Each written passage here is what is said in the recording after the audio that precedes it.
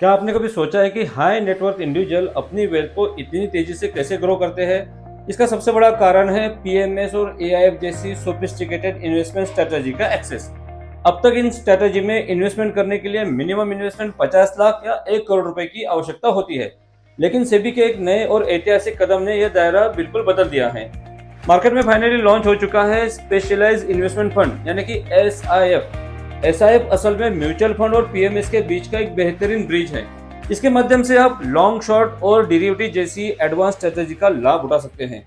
उदाहरण के लिए जब मार्केट गिर रहा होता है तब एक स्किल्ड फंड मैनेजर सिर्फ नुकसान से बचने की कोशिश ही नहीं करता, बल्कि शॉर्ट पोजीशन और हेजिंग की स्ट्रेटेजी के जरिए गिरते बाजार में भी वो अपॉर्चुनिटीज तलाशता है। और जब मार्केट बढ़ रहा होता है तब वही फंड मैनेजर आपके लिए लॉन्ग पोजीशन लेकर के राइजिंग सेक्टर और स्टॉक की ग्रोथ में भी पार्टिसिपेट करने की कोशिश करता है।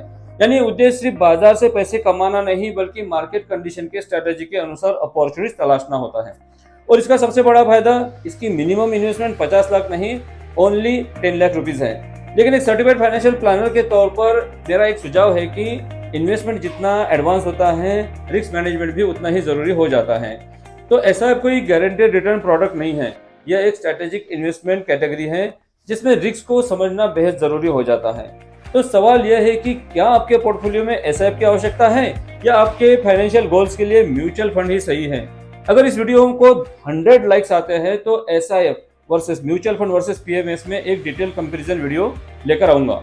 मार्केट के ऐसे ही एडवांस और रियल इनसाइट आपसे मिस न हो, इसलिए हमारे इस चैनल को फॉलो जरूर करें।